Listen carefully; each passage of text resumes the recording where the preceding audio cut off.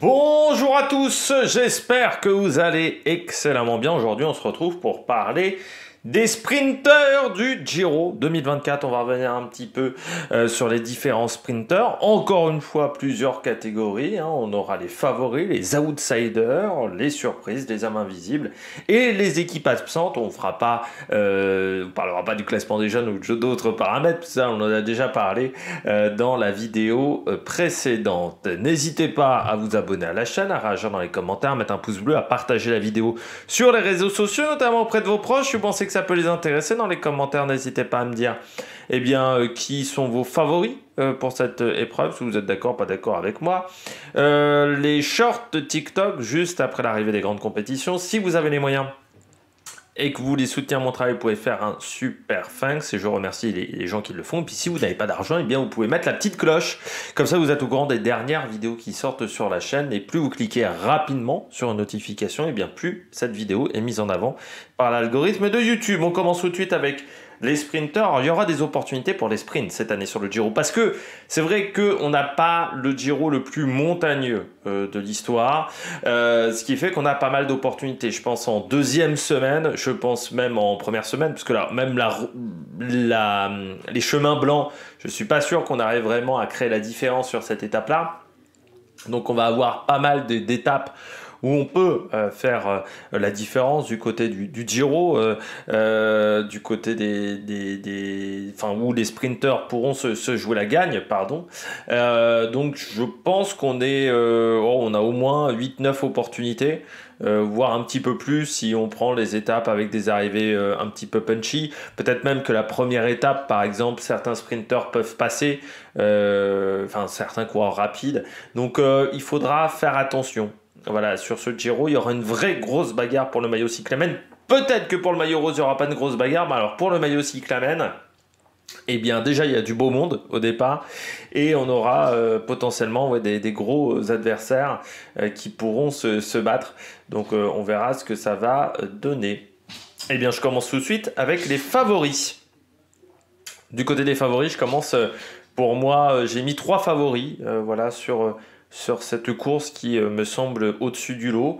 Je commence avec Jonathan Milan, du côté de la Lidl Trek. Jonathan Milan, déjà parce qu'il est bien entouré. Jonathan Milan, c'est vrai que du côté du coureur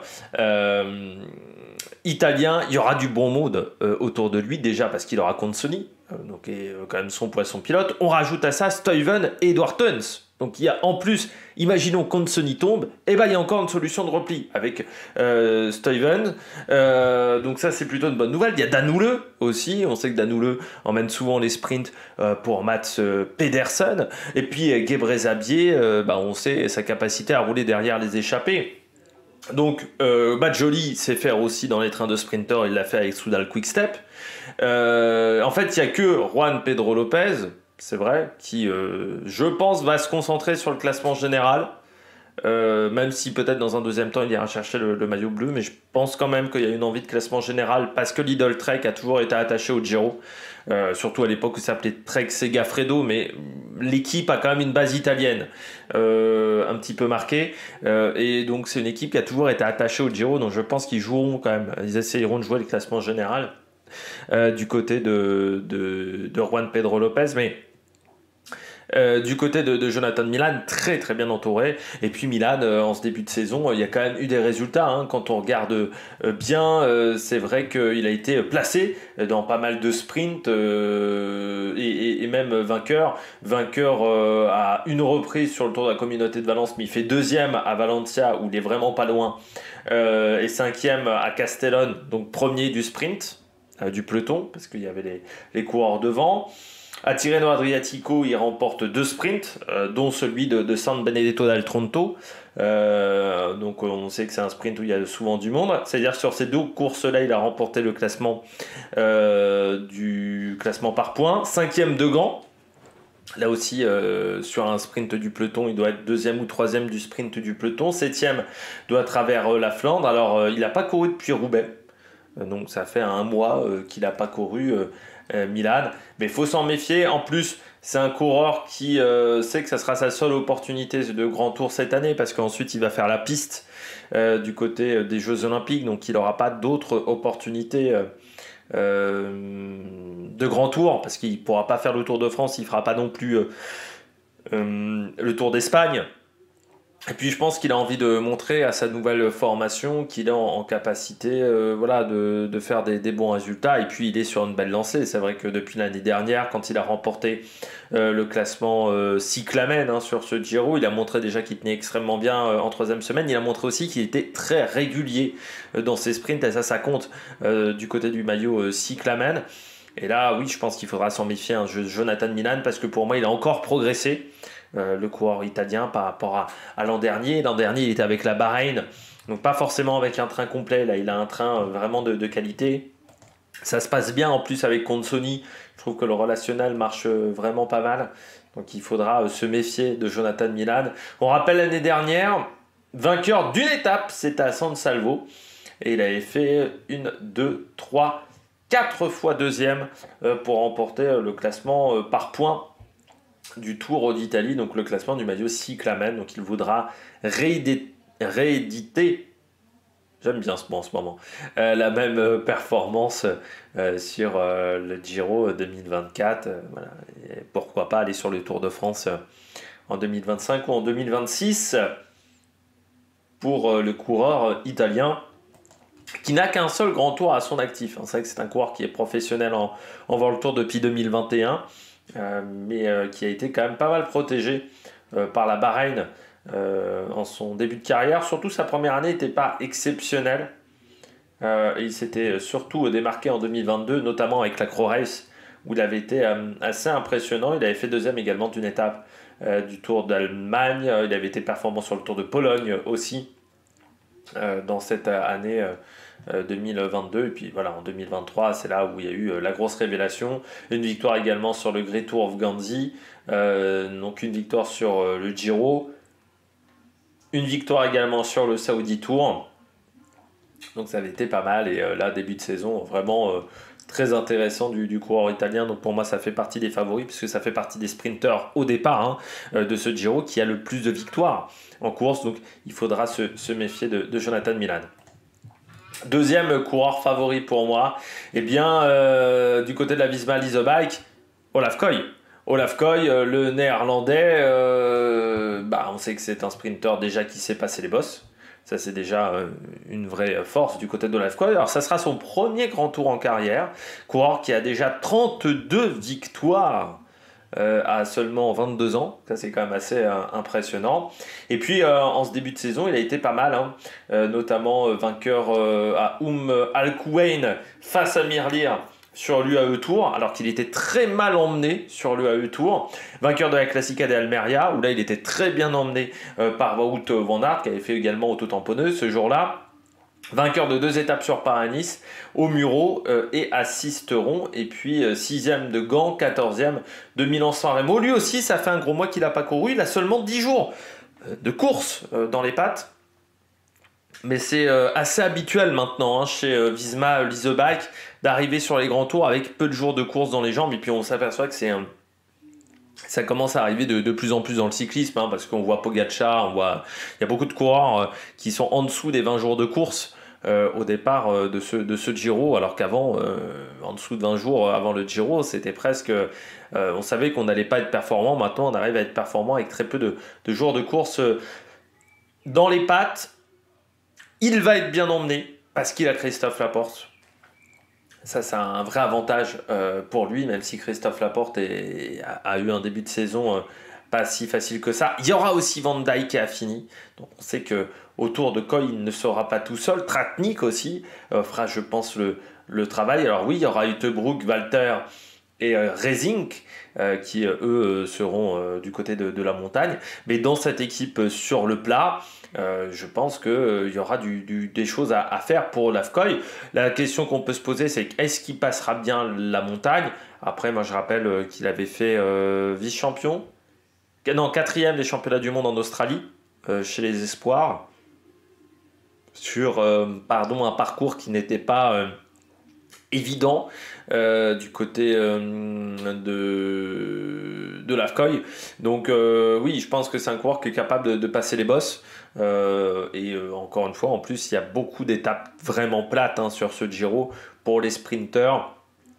Et il sera mieux emmené que sur l'UAE Tour, ce qui était le problème pour moi sur l'UAE Tour, où il était très mal emmené. Et sur Paris-Nice, c'était déjà beaucoup mieux. C'est ce qui avait fait la différence aussi entre ces deux épreuves. Donc si le train, et je pense que le train se comportera bien avec Laporte à Fini et Tratnik et Van Dijk, eh bien je pense que Olaf Koy est capable d'aller chercher un grand résultat sur cette épreuve. Donc moi je suis assez confiant. Et puis c'est un coureur qui aujourd'hui a dominé sur les courses, je dirais, Pro Series, sur des courses World Tour aussi. Il y a eu pas mal de victoires. Il y a quand même pas mal de World Tour sur ces 32 victoires. Donc 2 étapes de Paris-Nice, une étape de l'UAE Tour, c'est du World Tour. Le Great Tour of Gandhi, c'est du World Tour aussi. On a une étape de Paris-Nice en 2023, une étape du Tour de Pologne en 2022 également. Et puis parmi ces autres grands résultats, la Sparkassen Müsterland Giro en 2023, le Tour de Grande-Bretagne où il avait été impressionnant. C'est en 2022, pardon, la Sparkassen Müsterland Giro, mais sur le Tour de Grande-Bretagne l'année dernière avec Van Aert, ça s'était extrêmement bien passé. Et puis voilà, en ce début de saison, il y a 4 victoires, donc il arrive plutôt confiant, 4 victoires en 10 jours de course. Voilà, c'est plutôt excellent. En 18 jours, pardon, de course. Oui, je dis 10 jours, c'est 18 jours. Mais c'est pas beaucoup quand même pour Olaf Koy. 4 victoires en 18 jours, c'est pas mal. Surtout qu'on peut rajouter un podium et 2 autres top 10 également dans ce classement. Donc ouais. Il est plutôt en bonne forme du côté de Olaf Koy. Après, cette particularité de ne pas avoir couru depuis Gand, mais Tim Merlier a un peu couru aussi. Voilà, tout le monde est un petit peu dans la même situation. Pas mal des sprinteurs qui vont participer sur ce Giro, j'ai un petit coup de fatigue, n'ont pas beaucoup couru et n'ont pas couru depuis un mois. Donc ça c'est...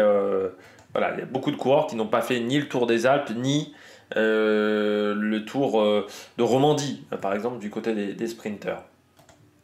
Je termine avec le 3e favori pour moi, c'est Tim Merlier. Alors même si Tim Merlier a une particularité, c'est de ne pas avoir beaucoup de grands tours dans les jambes. Il en a seulement 3, un Tour de France, un Tour d'Espagne, un Tour d'Italie. Et je crois seulement 2 victoires d'étape jusqu'à maintenant dans sa carrière.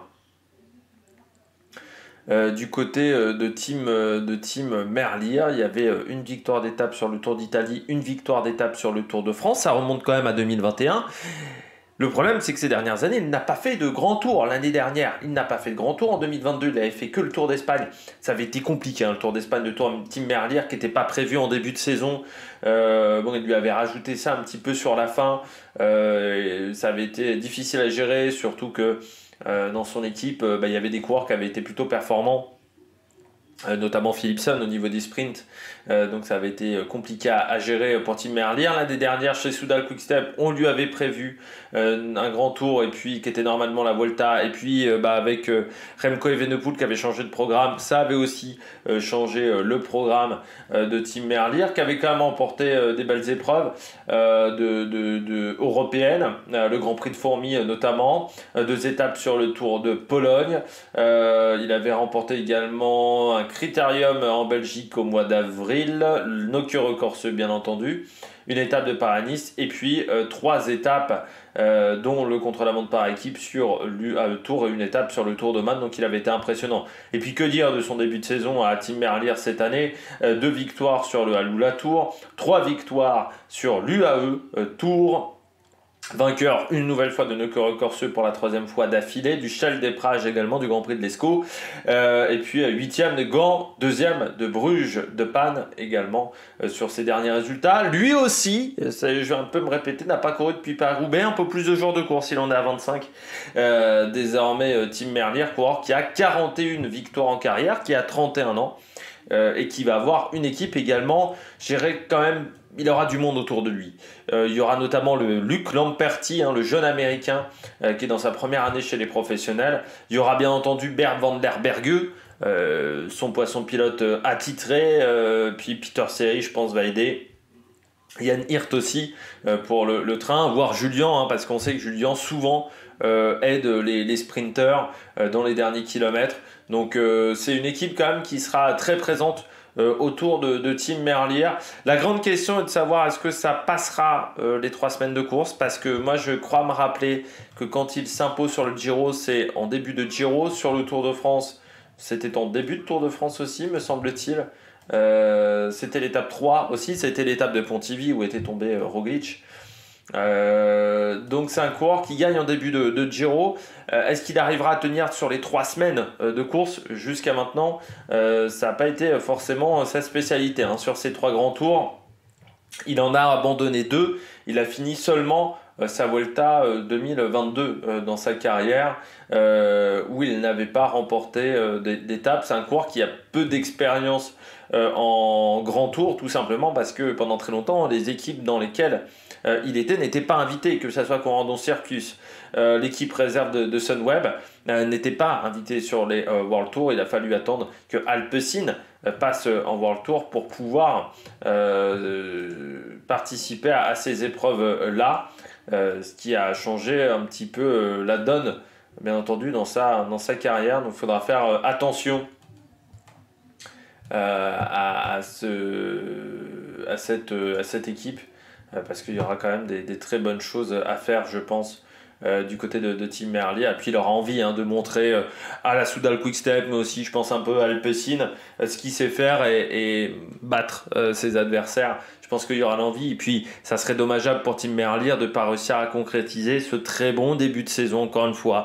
du côté des Émirats, où il a été dominateur, il a été surpuissant dans ces sprints-là. Et Van der Berge, son poisson pilote, a l'avantage de savoir bien trouver la bonne place au bon moment, d'avoir plutôt un bon sens du timing, Van der Berge. Donc ça peut aider aussi d'avoir un bon poisson pilote. Et puis avec Luc Lamperti, tu as aussi presque un poisson pilote de réserve, un petit peu comme on parlait du côté de Lidl Trek. Là tu as aussi une solution de secours au cas où ton poisson pilote ne soit pas efficace ou n'arrive pas à s'en sortir, ou soit obligé d'abandonner à cause d'une chute.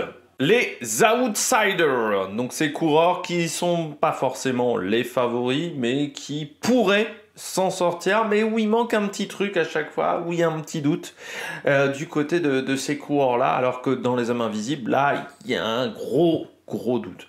Je commence avec Phil Bauhaus, l'Allemand, de la Bahreïn Victorious. Alors Bauhaus qui sera quand même accompagné d'Andrea Pasqualone, notamment Sutterling, Zambanini également pour aider. Du côté de Phil Bauhaus, le début de saison est pas folichon.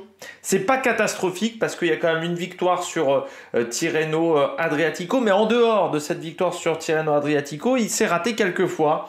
Bauhaus, je pense notamment sur le Tour de Nander, je pense sur l'UAE Tour où, à part sur l'étape 6, c'est pas non plus parfait du côté de Bauhaus.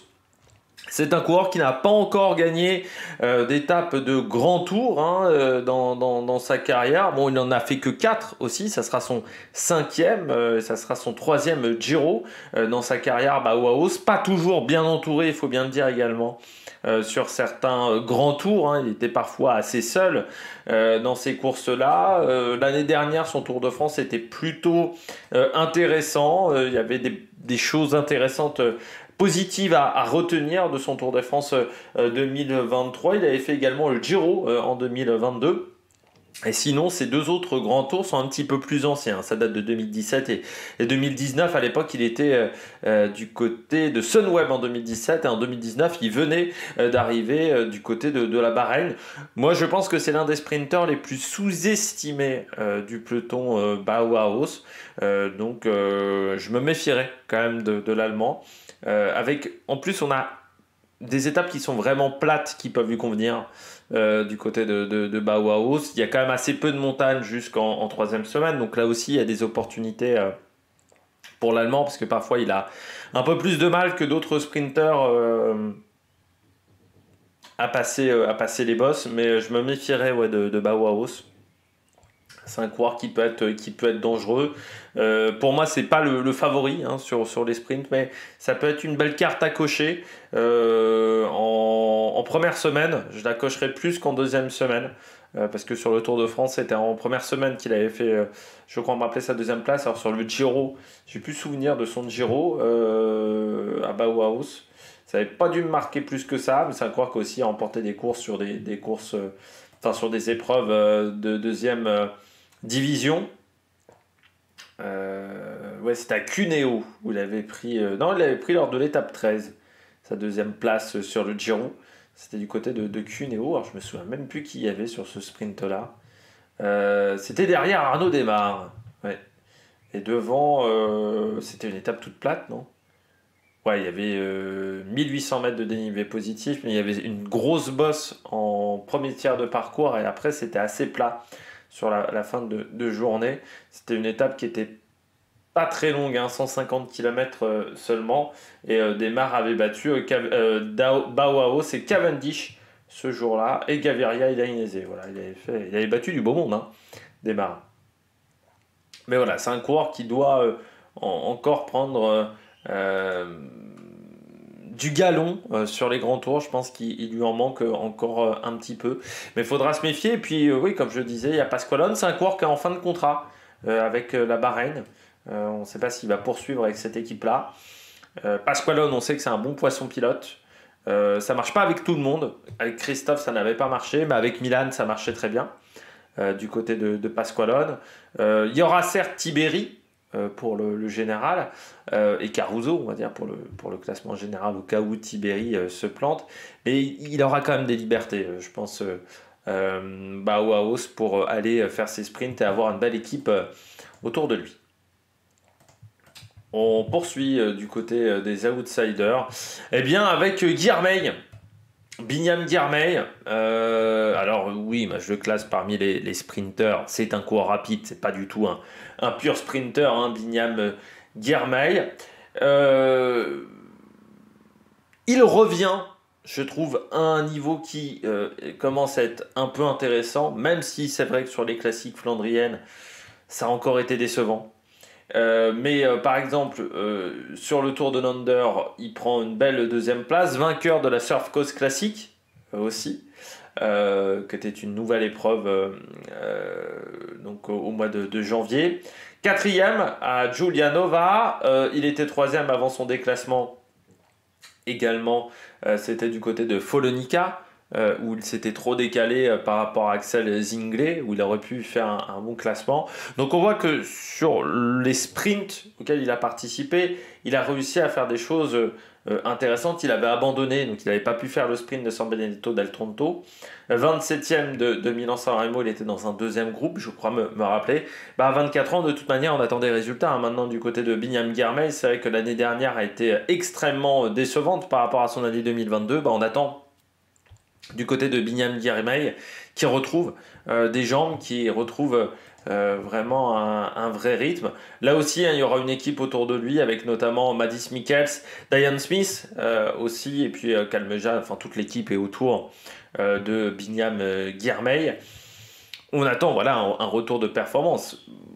L'avantage, c'est que pour lui, le Giro, c'est le grand tour le plus important. Pourquoi ? Parce qu'il y a une histoire entre l'Érythrée et l'Italie. L'Italie a colonisé l'Érythrée dans les années 1900, peut-être voire même avant, mais c'était encore une colonie italienne dans les années 1900. Donc au XXe siècle, du côté de l'Érythrée. Et on se souvient que sa victoire, quand il s'était pris le bouchon de Prosecco, il y avait un côté historique très important pour Binyam Guillermeil. Et puis il aura envie de finir son Giro, parce que c'est vrai que sa dernière expérience avait été compliquée pour Binyam Guillermeil avec le bouchon de Prosecco. L'année dernière, il avait fait le Tour de France. Il avait pris une 3e place C'était du côté de Bordeaux, sinon ça avait été très compliqué. Donc là aussi, c'est important pour Guermey parce qu'il a un statut de leader à défendre dans son équipe. C'est vrai qu'il s'est raté sur le Tour de France l'année dernière, il s'est raté sur sa saison 2023. Le début de saison, il y a eu des choses bonnes, mais c'était en Australie. En dehors de l'Australie, ça a été un petit peu plus compliqué. Donc il a besoin de montrer également à son équipe qu'il est encore en capacité d'aller obtenir des résultats, parce que sinon on commencera à avoir des doutes sur ses capacités de leader. Et peut-être que Gerben Tyson, par exemple, passera devant lui dans la hiérarchie des sprinters, dans la hiérarchie des coureurs rapides, et que l'année prochaine, il n'aura peut-être pas le choix du Grand Tour auquel il voudra participer. Donc, tant qu'il a le choix, tant qu'il est, on va dire, un leader important de sa formation, il faut qu'il en profite et il faut qu'il arrive à continuer là-dessus, donc en obtenant des grands résultats. Et puis ça ferait du bien pour Intermarché, parce qu'au niveau des points UCI, Intermarché, c'est pas forcément la danse de la joie du côté de cette formation. On poursuit du côté du troisième outsider, Laurens Pitty. Équipe qui sera tournée autour de Laurens Pitty avec notamment Lewis Hasky, Cyril Bart qui fait un début de saison intéressant. Donc on roulera pour Laurens Pitty.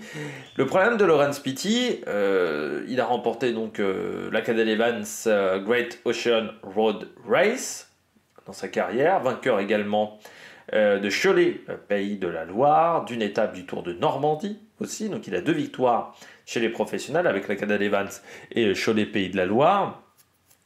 Coureur qui est passé dans la Continentale Groupama FDJ, qui est en fin de contrat, on l'annonce chez Bora Hansgrohe. C'est un coureur qui sait être rapide, mais c'est pas le plus rapide. Par contre, vous allez me dire, alors pourquoi tu ne le mets pas dans les hommes invisibles? Pourquoi tu ne le mets pas dans les grandes surprises? Parce que pour moi, déjà, c'est pas une surprise. On commence à voir son niveau quand même à Laurens Pitty. Il y a des attentes derrière Laurens Pitty, notamment du côté des fans français. Mais surtout, du côté de Laurens Pitty, pour moi, il a totalement le profil pour jouer le maillot cyclamen. C'est-à-dire qu'il passe les bosses, il est régulier, il sait se placer. C'est quand même le mec qui sait, je crois, le mieux se placer dans un peloton aujourd'hui, quasiment, Laurens Pitty. Il a toutes les qualités pour jouer le maillot cyclamen sans forcément remporter une victoire d'étape. C'est-à-dire que, et ça peut être faisable cette année, parce qu'on n'a pas que 3-4 étapes pour le sprinter, on en a au moins une dizaine. Donc, c'est-à-dire qu'il va falloir être bon gestionnaire sur ce maillot cyclamen. Lui, il est capable de faire 8 top 5. 8 top 5, il est capable de les faire. Laurens Pitty, avec en plus une équipe autour de lui. Donc, je pense que c'est vraiment le profil idéal pour ce maillot cyclamen, même si aujourd'hui, face aux vrais sprinters, il a un déficit de puissance, Laurens Pitty. Il y a encore un déficit dans ce domaine-là, mais il sait se placer. Et sur les sprints en Italie, c'est important de savoir se placer parce que parfois c'est un peu tortueux dans le final. Et c'est un coureur qui peut être dangereux, je pense aussi sur les arrivées en faux plat montant. Pour moi, il a des qualités pour être intéressant dans ce genre de choses. Alors, Laurens Pitty, premier grand tour aussi dans sa carrière. Donc on verra si en 3e semaine, il aura encore les jambes pour aller marquer des points du côté du classement du maillot cyclamen. Ça, c'est la question qu'on peut se poser. Mais Laurens Pitty, pour moi, ça fait partie des outsiders sur cette semaine de compétition, sur ces 3 semaines de compétition du côté du Giro. Caleb Ewan, grande énigme Caleb Ewan depuis le début de saison, avec la Jayco Alula. Il a pas mal couru, Caleb Ewan. Il doit être à 23 jours de course. Il a abandonné hier sur la Eschborn Frankfurt, remportée par Maxime Van Gils, qui a fait preuve d'une très grande habileté, le coureur belge.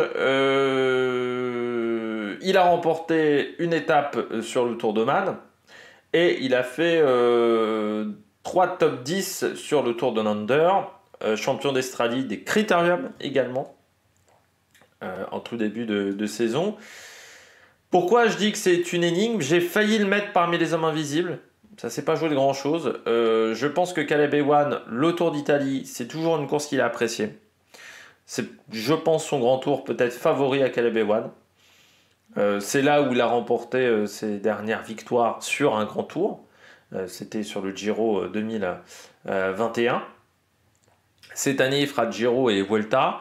Je pense que c'est son objectif principal. Il y a aussi une grande question du côté de Jayco Alula, c'est que Dunbar me semble pas exceptionnel.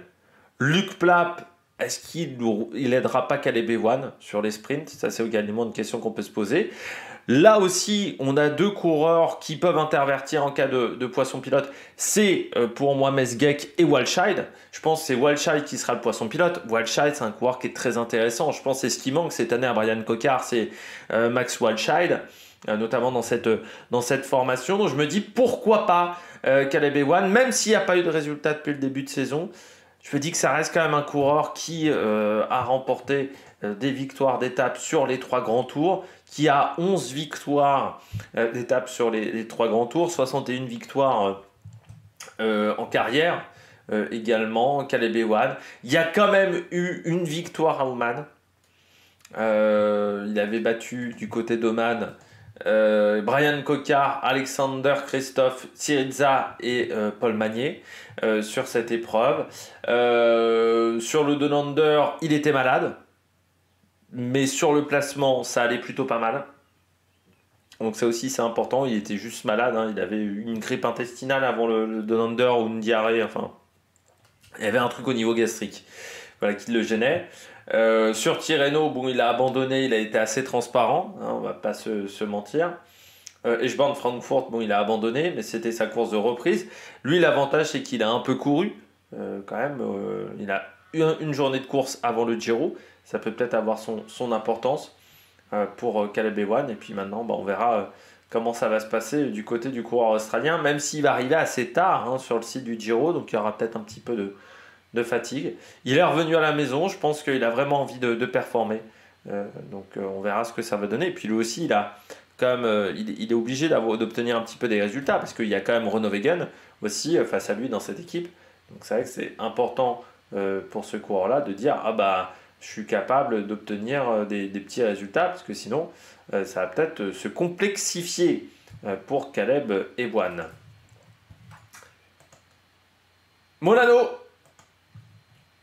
Alors, Molano, du côté de UAE, Team Emirates, alors il sera avec Rui Oliveira. J'ai pas prononcé Rui, normalement je prononce pas, on va dire un peu à la portugaise, Rui Oliveira, parce qu'en France on a tendance à dire Rui, tout simplement. Je le sais parce que, je vais vous raconter une anecdote, anecdote personnelle. Il y a une collègue de ma sœur qui avait un petit copain qui s'appelait Rui. Donc c'est pour ça que je sais que ça se prononce Rui. Normalement, Rui Oliveira, ça doit se prononcer Rui Oliveira. Mais comme en France, on a plutôt tendance à dire Rui, il y a des prononciations comme ça que parfois je ne fais pas, on va dire, dans l'accent de la langue étrangère, parce que c'est pas habituel. C'est comme Vingegaard. Je dis Vingegaard parce que je dis pas Vingegaard, parce que les 3 quarts du temps, on ne dit pas Vingegaard également du côté du coureur danois. Donc il sera accompagné, Molano, de Rui Oliveira. Maintenant, je vais prononcer Rui Oliveira tout le temps. Il y aura également, je pense, Mikkelberg, également le danois. Donc il y a 2 coureurs qui peuvent l'aider. Le problème de Molano, déjà sur les grands tours, il a rarement été en réussite. Alors sur la Vuelta un peu plus, mais c'est quand même pas le coureur qui s'impose plus sur les grands tours. Parfois il a été aussi poisson pilote, hein, Molano, dans sa carrière. C'était pas un bon poisson pilote, pour ceux qui s'en souviennent. Et du côté de Juan Sebastián Molano, alors il aura Oliveira, qui est un très bon poisson pilote, c'est vraiment une carte maîtresse autour de Molano, mais il aura peu de monde autour de lui. Et puis, avec un Pogacar, quand Pogacar aura le maillot, il faudra défendre le maillot, donc peut-être qu'il sera mis à contribution, Molano, pour défendre le maillot de Pogacar. Ça va coûter de l'énergie. Alors sur les premiers jours de course, par contre, c'est un coureur qui peut peut-être aller chercher des sprints. C'est un coureur qui sait faire sa place, ça, on est d'accord là-dessus, hein. Molano, il sait jouer des coudes, mais parfois ça lui coûte, je pense, aussi un petit peu d'énergie. Donc voilà, c'est pour ça que je l'ai mis parmi les outsiders, parce qu'il n'a pas une équipe complète à son service, Molano, même si je ne suis pas sûr que ça soit le sprinter qui ait le plus besoin d'avoir une équipe complète autour de lui. En termes de résultats sur le début de saison, ça n'a pas été folichon. Il y a une 5e place sur une étape du Alula-Tour, mais pas mieux que cette 5e place. Mais encore une fois, il est rarement leader unique de sa formation. Donc ça joue également pour le coureur colombien. Il n'a pas couru depuis Paris-Roubaix. Voilà, donc lui aussi, ça fera un mois quasiment depuis entre ces deux courses. Coureur qui fera son 9e grand tour déjà, un petit peu pas mal d'expérience quand même pour Molano qui a 29 ans déjà Molano. Et en termes de victoire d'étape sur les grands tours, bah, il en a sur le Tour d'Espagne 2022 et sur le Tour d'Espagne 2023. Voilà, parmi ces résultats. Et donc 2 victoires. En 2023, c'était la dernière étape, je crois, me rappeler. Est-ce qu'on va me le remettre? Peut-être qu'on va pas me le mettre sur 2023. C'était, non, l'étape 12, pardon. Devant Caden Groves et Bad Van Poppel, une étape où il y avait... non, il y avait 865 mètres de dénivelé positif. C'était une étape assez plate sur. On arrivait à Saragosse, voilà, pour ceux qui se souviennent, avec du vent à Saragosse. Mais il y avait un peu moins de vent que cette année chez les filles sur la Volta féminine. Mais je crois qu'il y avait une cassure dans le peloton. Je crois qu'il y avait quand même il y avait eu des cassures dans le final. Je crois qu'il y avait eu des cassures même avant le final. Il y avait des sprinteurs qui n'avaient pas aimé une bosse. Je crois me rappeler. Et Oliveira avait fait un gros travail. Là, je m'en rappelle maintenant de ce sprint. Oliveira avait fait un gros travail pour le placer. Sur cette UAE Tour, sur ce Tour d'Espagne, pardon, il devait faire avec Ayuso et Almeida. Donc il avait quand même réussi à prendre cette victoire. Donc il est capable de le faire. Voilà, Molano. Mais c'est sûr que c'est pas le coureur le plus régulier, ça c'est clair et net, et ça sera pas forcément facile pour lui.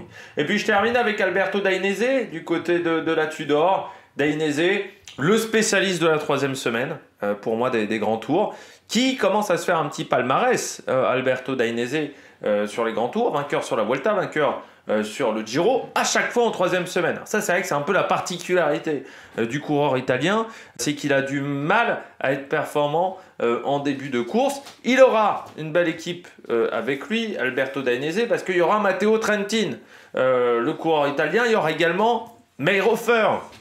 Et ça, c'est intéressant, Mayhofer, parce que même s'il a changé d'équipe, Dainese, il retrouve le même poisson pilote que l'année dernière sur le Giro. C'était déjà Mayhofer. Et puis on aura également Alexander Krieger, qui était lui du côté d'Alpecin, qui était aussi un coureur qui savait emmener les sprints, qui savait faire du gros travail. Krieger, notamment pour Van Der Poel, je me souviens, et notamment également, je ne sais plus si c'était pas Philipsen aussi, où il avait emmené des sprints pour Philipsen, le coureur allemand. Donc vous rajoutez tous ces coureurs-là, il est bien entouré du côté de la Tudor, surtout qu'on a emmené pour la montagne que Storer, Froidevaux, ce qui reste que le reste de l'équipe sera vraiment tourné autour de Dainese. Camp aussi fera le travail pour Dainese. Donc il y aura un beau train pour Alberto Dainese. Le souci, c'est pour ça que je le mets qu'outsider, parce que Dainese, c'est la 3e semaine. Sauf que c'est la semaine où il y aura le Mans Sprint.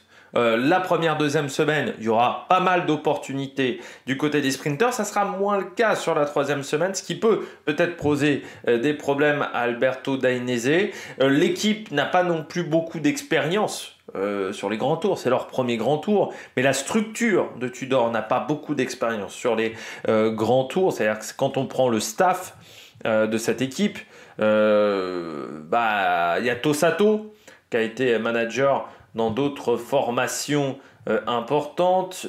Zimin, je crois que c'était à G2R, si je ne me trompe pas. Il n'était pas chez AG2R à un moment. Non, il n'était pas chez AG2R. J'avais le souvenir qu'il avait été staff chez AG2R, Zimin.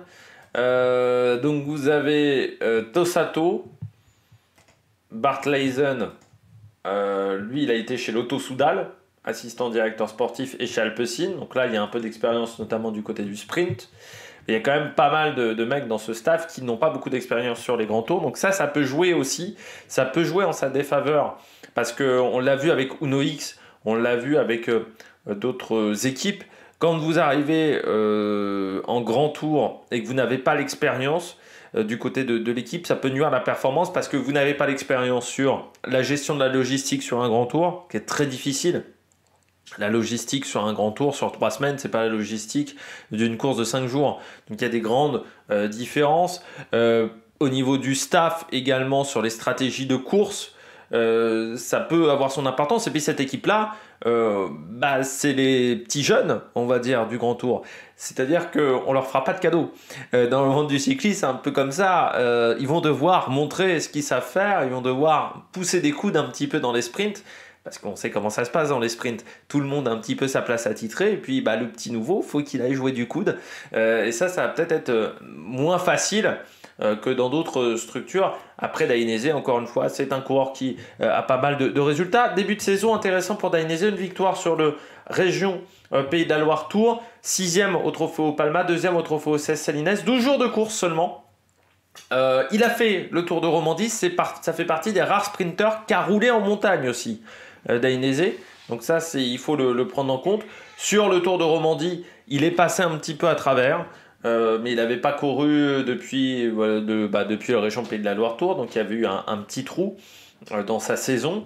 Maintenant, on va voir ce que ça va donner sur le Giro. Première participation de la Tudor. Donc voilà, on verra comment ça se passera pour Alberto Dainese, l'Italien, qui a remporté une victoire d'étape sur les 2 dernières années sur cette épreuve, et puis une victoire également sur la Vuelta. C'était l'an dernier. On passe maintenant à la catégorie des surprises, un petit peu mes coups de poker, 6 coureurs qui pourraient, pourquoi pas, faire des bons résultats sur les sprints. Je commence avec Jente Biermans, le Belge de l'Arkea. J'ai envie de dire que depuis le début de saison, c'est quand même pas mal la saison de Jente Biermans. Vainqueur de la route Adélie de Vitré, 3e de la route Tourangelle, 3e du Samin, 3e du Grand Prix Criquet-Lyon, 8e du Grand Prix Jean-Pierre Montserrat, 6e de la route de la Ceramica. Ça, c'était en tout début de saison. C'était le 21 janvier. C'était le 2e jour de l'année en Europe. Et dans cette équipe-là, on mise pas énormément sur la montagne. C'est-à-dire qu'on aura de la main-d'œuvre. Il y aura notamment Michel Riss. Il y aura David Decker. Alors c'est vrai qu'on peut même se poser la question, est-ce que ça sera Biermann ou Decker? Je pense qu'on tentera les deux.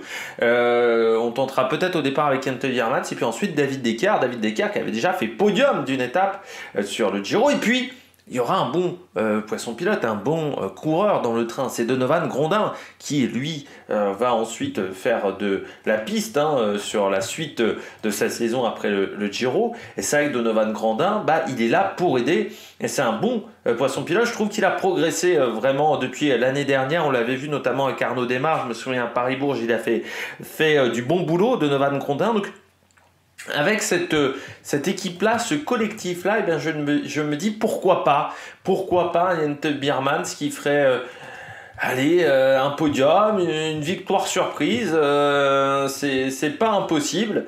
Donc c'est pour ça, voilà, je le mets dans les grosses surprises parce que je me dis, Jente Biermans, 28 ans, alors lui aussi il n'a pas beaucoup de grands tours dans les pattes, c'est son 4e grand tour, ça sera son 3e Giro également à Jente Biermans. Mais c'est un coureur qui passe plutôt bien les bosses aussi, les courtes bosses, donc c'est un coureur qui peut peut-être obtenir un bon résultat. Et puis je pense qu'il n'y a pas beaucoup de pression sur les épaules des coureurs d'Arkea sur cette épreuve. On sait qu'on mise plus sur le Tour, plus sur la Volta, je pense du côté d'Arkea BNB Hotel. Donc ça peut laisser également les coups des franches à Jente Biermans et peut-être ça peut être plus facile pour lui. Mais voilà, je pense qu'il faudra se méfier du Belge quand même sur cette semaine sur ces 3 semaines de compétition. J'ai pas envie que ce Giro dure 3 semaines. Ça c'est le cyclisme féminin. J'ai l'impression que les grands tours font qu'une semaine. On poursuit avec les surprises. Un gros nom là aussi en surprise. Eh bien, c'est un coureur de la DSM, c'est pas Jacobsen, c'est Tobias Lund Andresen. J'ai vu ses sprints sur le Tour de Turquie, je les trouve assez impressionnants. 3 victoires sur cette épreuve du Tour de Turquie. Il a remporté le classement du maillot vert. Il avait pris également la 6e place à Sisteron du côté de Paris-Nice en début de saison. C'est un coureur qui est un produit de la DSM, de l'équipe de développement en 2021-2022. Il est dans l'équipe 1 depuis l'année dernière.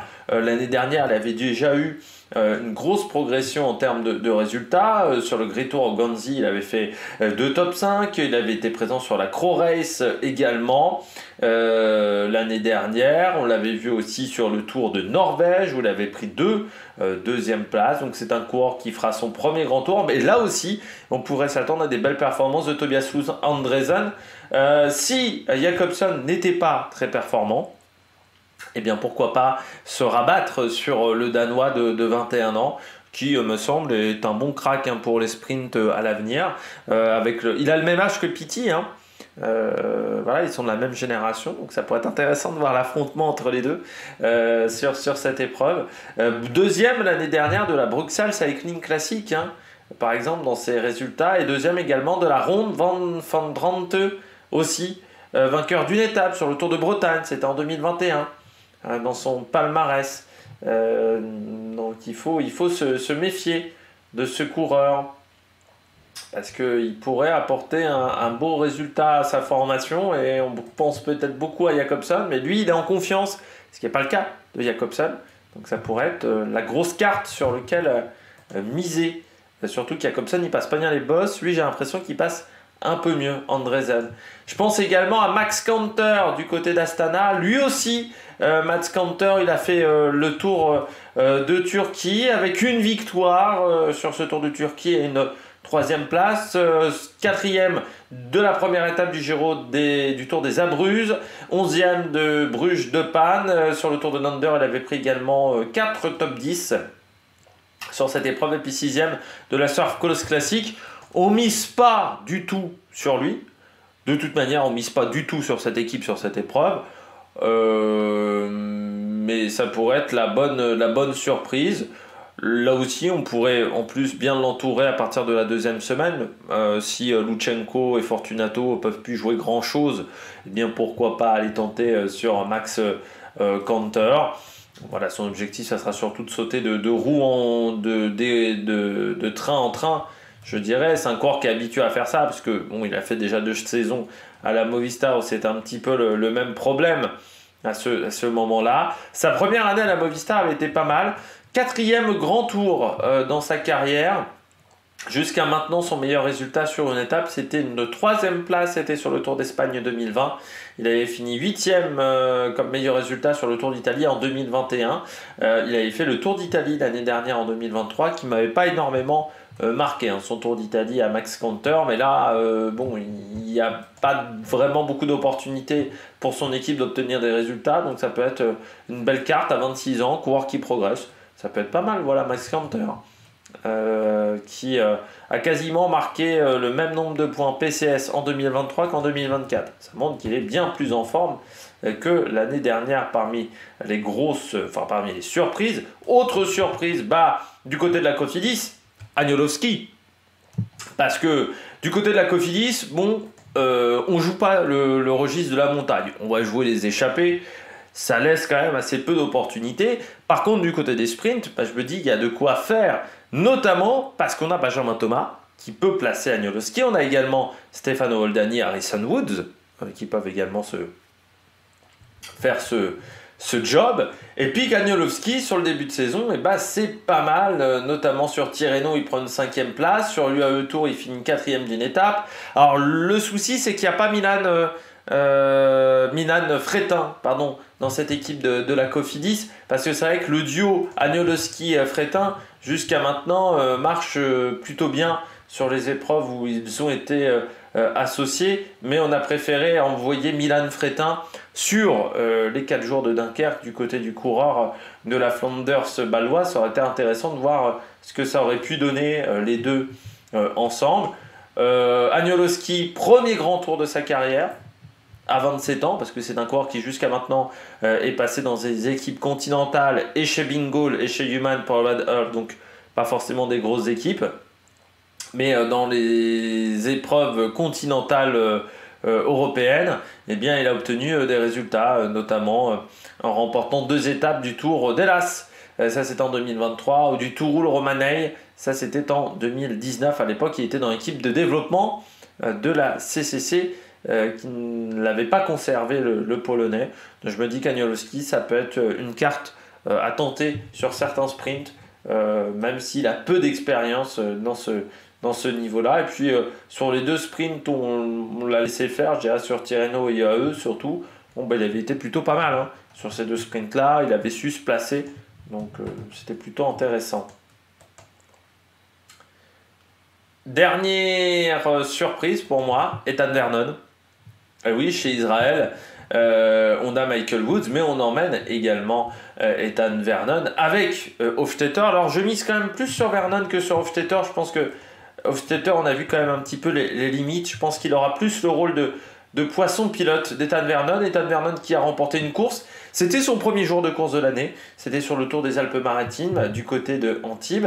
Depuis, ça a été un petit peu plus compliqué. Alors quand même, un top 10 du côté de Tirreno Adriatico, sur l'étape de Follonica, il avait fait un 2e top 10 sur le contre-la-montre à Lido di Camioret avec la 4e place. Et puis il a assez peu couru, hein, lui aussi, et 14 jours de course.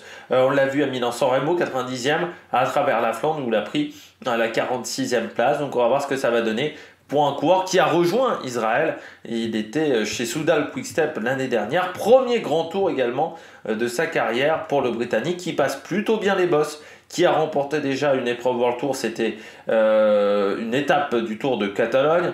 Il avait remporté également une étape du Tour de Romandie en 2023, une étape du Tour d'Allemagne également en 2023. C'est un coureur qui est plutôt en progression, mais son début de saison n'a pas été fantastique.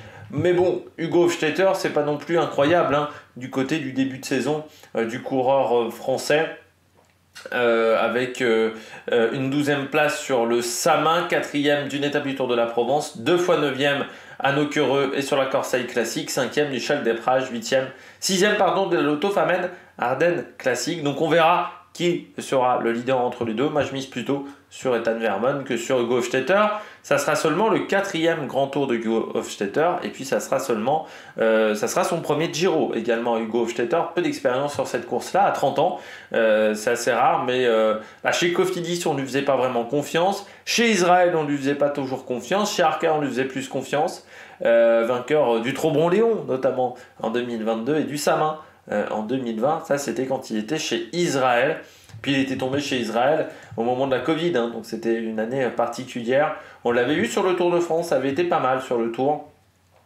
Son dernier grand tour, même, ça doit dater de 2023. Il avait fait le Tour d'Espagne, 8e place comme meilleur résultat, et puis il avait fait le Tour de France 2020 et 2022. Mais jusqu'à maintenant, il n'a jamais fait mieux que 4e d'un sprint sur un grand tour. Et donc du côté d'Ethan Vernon, nouvelle découverte pour lui sur cette course, premier grand tour de sa carrière. La catégorie des hommes invisibles pour ce Giro, je commence avec Jakobsen. Ouais, ça me fait un petit peu peur Jakobsen. Déjà parce que c'est pas le sprinter qui passe le mieux les bosses. Donc forcément sur une course de 3 semaines, c'est toujours un petit peu difficile. Il a rejoint DSM, jusqu'à maintenant, c'est pas exceptionnel. Et déjà que sa dernière saison chez Quick-Step n'avait pas été vraiment couronnée de succès. Là, c'est pas simple. Alors oui, il a remporté une étape du Tour de Turquie. Mais ensuite, Andresen en gagne 3, par exemple, en comparaison. Sur l'UAE Tour, il passe un peu à travers quand même, notamment au niveau du placement du côté de Jakobsen. Sur le Tour des Man, c'était encore plus compliqué. Alors, il fait 2e à Nocquereux. Mais c'est un sprint qui est atypique, Nocquereux. C'est pas un sprint de grand tour. Donc, ouais, j'ai un peu peur que Jakobsen passe à travers. En plus, il doit faire Giro, Tour de Belgique, Tour de France. C'est-à-dire qu'il enchaîne, lui. Hein. Il va avoir... Après le Tour de France, je pense qu'il va prendre une grosse période de repos parce qu'il est déjà à 28 jours de course. Donc 28 plus 21, ça nous emmène à 49. Le Tour de Belgique, ça doit être 5. Donc ça fait 54. 54 plus 21, ça fait 75 jours de course. Fin juillet, il peut être à 75. Donc j'ai peur que ça soit difficile pour lui sur ce Giro. Au niveau en plus de la fatigue, pic de forme. Après pour moi ça sera le leader numéro 1 de cette formation au départ, mais s'il n'est pas performant, il y a Andresen qui est derrière, qui a l'air d'être très intéressant. Faudra voir aussi le travail qu'est capable de faire Bram Walton, parce que des fois c'est un peu compliqué Bram Walton. L'avantage aussi c'est qu'il a quand même plutôt une équipe tournée autour de lui, autour du sprint, même s'il y aura Vermarke, Hamilton et Bardet. Le reste, Lemreise, pardon. Déjà Vermarke peut travailler pour le sprint. Et derrière Walton, Jacobsen, Andresen, Vandenberg, c'est des coureurs qui aideront pour le sprint. Mais je me dis que oui, ça peut peut-être être une course difficile, voilà, pour Jacobsen. Donc j'ai hésité à le mettre parmi les outsiders, comme Ewan. Et puis ça s'est joué sur le fait qu'il y a Andresen. Moi je me dis qu'Andresen peut peut-être prendre sa place, alors que Caleb Ewan a moins ce problème-là. Ghana. Je sais pas si on va lui laisser faire les sprints, Ghana. Parce que potentiellement, on pourrait lui laisser faire les sprints. Geraint Thomas, on ne sait pas trop ce que ça va donner. Arensman, il est capable de faire top 5, Arensman. Mais est-ce qu'il est capable vraiment d'aller menacer Pogacar, un Ben O'Connor, un Romain Bardet? Je ne sais pas trop. Ou un Hültebroek, en passant du côté d'Arensman, je ne sais pas vraiment. Et du côté de Ghana, on pourrait se dire, il y a peut-être l'opportunité d'aller jouer des sprints, surtout qu'il y a Narvaez, Sheffield, les deux Swift, Ben et Connor. Donc il y a de quoi, et même Tobias Foss, il y a de quoi faire un beau train du côté d'Ineos pour Ghana. Et on a vu sur la dernière Volta, Ghana au sprint, c'est pas mal. La question est de savoir est-ce qu'on lui laissera faire les sprints, Ghana. Ça, pour le moment, je ne sais pas. Je ne sais pas parce que est-ce qu'on prendra le risque, du côté de sa formation, d'utiliser des concurrents, d'utiliser de l'énergie, des ressources humaines pour aller jouer les sprints, en sachant qu'on veut jouer le général et qu'Ineos a toujours eu une priorité sur le général. Ineos n'a jamais une priorité sur le sprint, même s'ils ont eu des sprinteurs intéressants à des périodes où ils étaient au top. Je pense Viviani, je pense Cavendish, Ben Swift, ça n'a jamais été leur priorité. Et même quand ils avaient Cavendish, la priorité, c'était pas le sprint chez Ineos. Enfin, Ineos Sky. La priorité, ça a toujours été le classement général des grands tours. Donc, est-ce qu'ils vont avoir une autre priorité? Parce que sur la Volta l'année dernière, Ghana joue les sprints parce qu'il n'y a personne pour le général. Bon, voilà, c'est la réalité. Donc, est-ce qu'on laissera jouer les sprints à Ghana parce qu'on sait qu'au sprint, ça peut faire des résultats, Ghana? Ou est-ce qu'il ne pourra pas jouer le sprint parce qu'il y aura les équipiers? Moi, je pense qu'à partir du moment où on joue le classement général, il ne pourra pas faire des sprints. Mais peut-être que je me trompe. Mais je pense que ça va être compliqué. Et puis, est-ce qu'il prendra le risque aussi? Parce qu'il y a les Jeux Olympiques aussi derrière. Et que s'il tombe, il se fait une clavicule, 6 semaines. Imaginons, il se fait une clavicule en deuxième semaine de Tour d'Italie. Donc, il se fait la clavicule. Ça nous emmène donc deuxième semaine du Tour d'Italie. Imaginons, il se fait la clavicule le 15 mai. 15 mai. Vous rajoutez donc 30 jours, ça fait... ça nous emmène au 15 juin. Ça peut nous emmener facilement 21, 22, 23 juin. Ça te laisserait plus qu'un mois de préparation sur la piste. Ça pourrait être donc compliqué. Donc, est-ce qu'il va prendre le risque aussi, Ghana, par rapport à son programme sur la piste? Ça, c'est pas sûr du tout. Également, troisième homme invisible, Caden Groves. Alors certains vont dire t'es sévère, t'as mis Caleb Ewan en outsider, pas Caden Groves. Oui, il a une équipe à son service. Ça, on est d'accord là-dessus. Alpecin a une maîtrise en plus sur les sprints. Ça, c'est clair et net. En plus, il a Timo Kellich, par exemple, pour faire poisson pilote. Le Belge, qui est pas mal dans ce registre-là, je pense. Le problème de Caden Groves, c'est que depuis le début de saison, c'est l'homme invisible. Une 9e place et une 10e place sur Paris-Nice. Sinon, il n'y a pas eu grand-chose. Seulement 4 points UCI marqués par Caden Groves. La comparaison fait encore plus mal avec Philipsen et avec Mathieu Van Der Poel.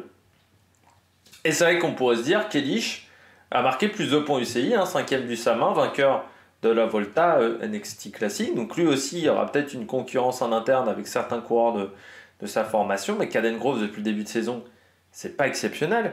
L'année dernière, sur la Volta, il remporte 3 3 étapes sur la Vuelta, mais il se fait quand même battre à partir de la deuxième semaine, il est moins dominateur, alors qu'il était au-dessus du lot du côté des sprints sur la Vuelta l'année dernière. Donc là, avec un peu plus d'opposition, est-ce que ça va bien se passer? Est-ce que son train sera suffisamment fort pour aller battre le train de la Quick Step, pour aller battre le train de la DSM par exemple? Ça, c'est pas si sûr. Alors oui, il a une équipe à son service, mais Caden Groves, pas très rassuré par son début de saison. Donc c'est pour ça que j'ai peur qu'il traverse cette course comme l'homme invisible, parce que surtout, j'ai pas vu d'évolution dans sa saison. J'ai pas le sentiment. Par exemple, on peut comparer à Jakobsen. Jakobsen, il y a quand même une victoire sur le Tour de Turquie, mais lui, il n'y a pas eu vraiment d'évolution. Il n'a pas beaucoup couru aussi. Caden Groves, il a 14 jours de course. Voilà. Donc, ce qui n'est pas énorme, mais ce qu'on voit est quasiment la moyenne maintenant, du côté des sprinters. La moyenne basse, mais ça reste presque dans la moyenne. Mais on va voir ce que ça va donner. Il a déjà fait le Giro.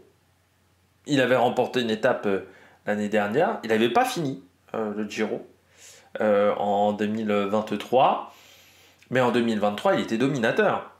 C'est pas le cas en 2024.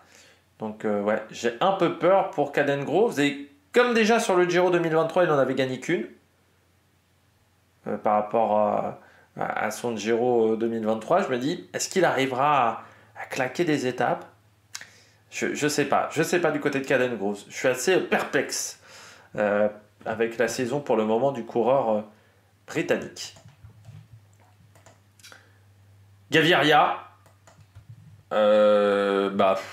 c'est passable, vraiment son début de saison, Gaviria. De toute façon, Movistar, je ne m'attends pas à des miracles. Bon, l'année dernière, en plus, il fait le Giro, il passe à travers, malgré un début de saison qui était plus intéressant que cette année.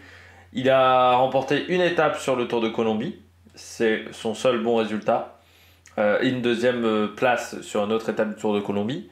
J'ai pas suivi le Tour de Colombie, donc je ne peux pas vous dire s'il y avait un bon niveau du côté du sprint.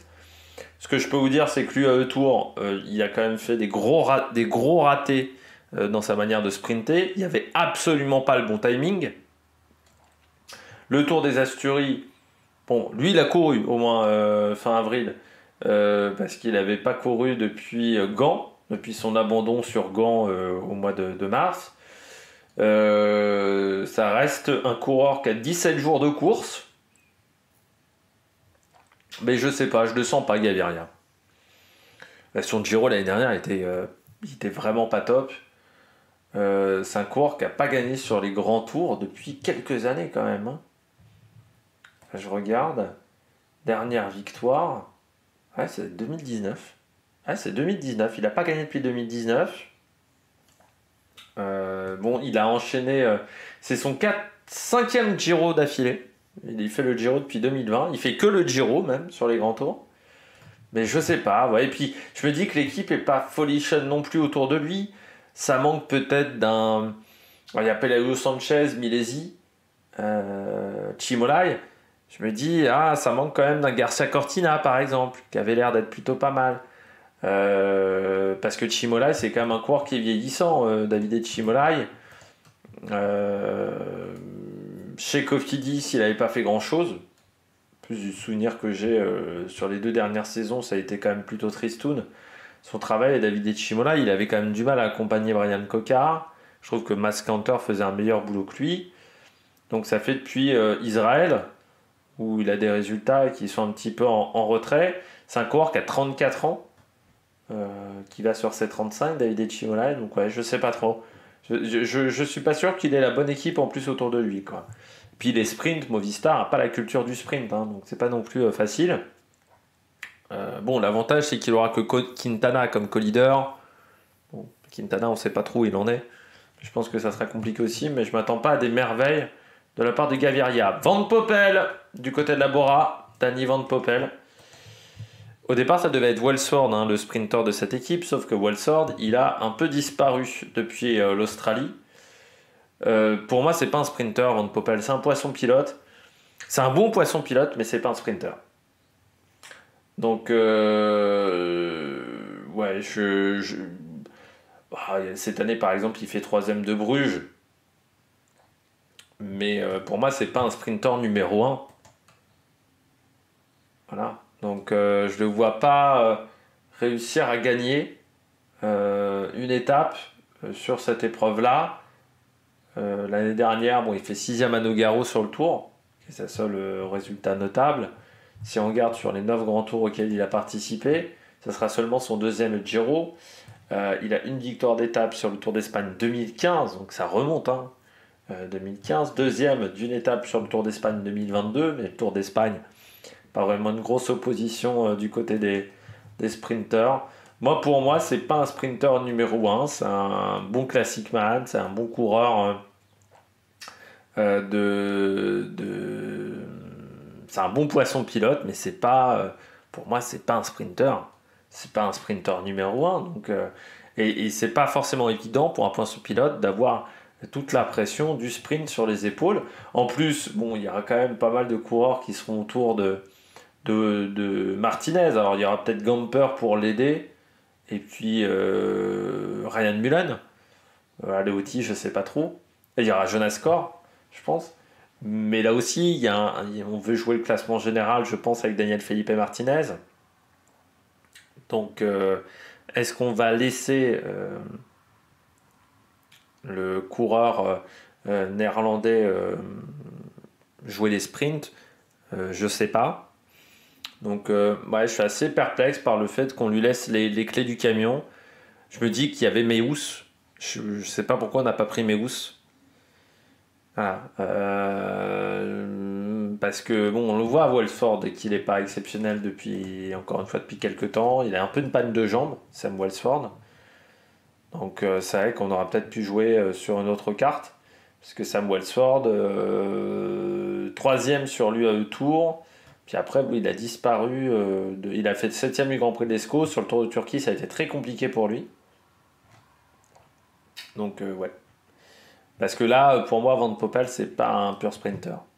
Donc je pense qu'il aura du mal à obtenir des grands résultats sur cette épreuve, surtout s'il n'y a pas forcément un grand train autour de lui. J'ai mis deux équipes. Je vais commencer avec la Polti. Alors oui, il y a quelques cours rapides. Je pense notamment à Giovanni Lonardi dans cette équipe. Du côté de la Polti Cometa. Là encore, on n'a pas vraiment la culture du sprint dans cette formation. Je pense qu'on jouera surtout les échappées et que donc autour de Lonardi, il n'y aura pas grand monde quand tu vois les frères Baïs, Fabro, Mirko Maestri. Bon, tu sais que ça va aller dans pas mal d'échappées. Je pense que Lonardi risque de se retrouver seul. Et c'est pareil du côté de la Bardiani. Certes, vous avez Covelli, vous avez Fiorelli. Également, ou même Marcellucci qui sont des coureurs avec des bonnes pointes de vitesse, mais là j'ai peur aussi qu'on se concentre énormément sur Pellizzari et qu'on se concentre aussi sur les échappées, et ce qui fait que ça laisserait moins de monde autour de Luca Covilli. Et je pense que Covilli, on a vu les limites sur les sprints sur les épreuves World Tour. Je pense que c'est pas suffisamment fort. Covilli et Fiorelli, pardon, surtout, c'est pas suffisamment fort sur du World Tour, je pense. Voilà, c'est un peu trop juste pour ce coureur-là. Je termine avec un dernier coureur. Je termine pas avec un dernier coureur parce qu'on en a déjà parlé avant. Je termine avec les équipes absentes. Pour moi, il y a deux équipes qui n'ont pas emmené de sprinter. C'est l'AEF. Il y a Honoré, mais je le vois pas sprinter. Donc je pense que c'est un peu... Voilà, il n'y a pas vraiment de sprinter. Alors sachant que chez EF, donc la start list a changé hier, il y a Andrea Piccolo qui a rejoint l'équipe, qui remplace Hugh Carty. On va voir ce que ça va donner, mais Piccolo, c'est difficile depuis 2023. Il avait fait une bonne année 2022, qui pourtant était compliquée. En 2023, c'est plus difficile. Et 2024 aussi, pour le moment, du côté du coureur... italien. Et puis on a rajouté également Michael Valgren qui est en forme. Valgren, est-ce qu'on tentera les sprints avec un Valgren, avec un Honoré? Ça me semble compliqué dans ce domaine-là. Donc je pense qu'on jouera pas mal des échappées. Et puis Decathlon, également un G2R qui n'a pas de sprinter. Si un tronchon n'est pas un sprinter, Van Dramé ne fait plus de sprint non plus depuis quelques années. Van Dramé, à part en petit comité. Donc voilà, je pense qu'on jouera pas grand-chose également de ce côté-là, du côté de la formation française. Eh bien, j'espère que vous avez aimé cette vidéo. Si vous avez aimé cette vidéo, n'hésitez pas à vous abonner à la chaîne, à réagir dans les commentaires, à mettre un pouce bleu. Et puis nous, on se retrouve pour de nouvelles aventures sur la Mec Production. Ciao, ciao!